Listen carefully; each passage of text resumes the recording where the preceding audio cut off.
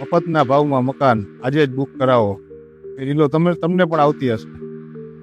મિત્રો, સસ્તું ક્યારેય શ્રેષ્ઠ નથી હોતું, શ્રેષ્ઠ ક્યારેય સસ્તું નથી હોતું. એવું નથી કહેતો કે મોંઘી જ વસ્તુ લેવી જોઈએ, પણ દાખલા તરીકે 100 રૂપિયાની વસ્તુ હોય, તમે તમારી નેગોશિએશન સ્કિલથી 95 રૂપિયામાં લો, એ વ્યાજબી વાત છે, મળી શકે, બરાબર છે, લેવું જ છે, એટલું નેગોશિએશન કરવું પણ જોઈએ.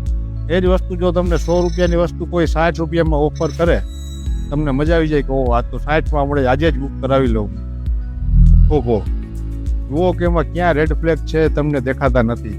100% મિત્રો 100 રૂપિયાની વસ્તુ 70 રૂપિયામાં કોઈ આપવા તમને પોસિબલ જ નથી. માટે વ્યાજબી ભાવથી માગણી કરો, વ્યાજબી ભાવની વસ્તુઓ જોવો કે ભાઈ 100 રૂપિયાની વસ્તુ છે એ 95. ઇવન જો તમને તમારા લોકેશનમાં જો મકાન જિંદગીમાં એક જ વાર ખરીદતા હોય છે, ક્યારેક તમને તમારું લોકેશન ગમતું હોય, સારો બિલ્ડર હોય, સારું મકાન હોય, સારો પ્લાન હોય, કદાચ તમને એવું લાગતું હોય કે 100 રૂપિયાની વસ્તુ છે એ મને 105માં મળે છે. મારા મતે 105 મોંઘા ના કહેવાય, એ 105 વાળું લેવું જોઈએ રેધર દેન 60 વાળું.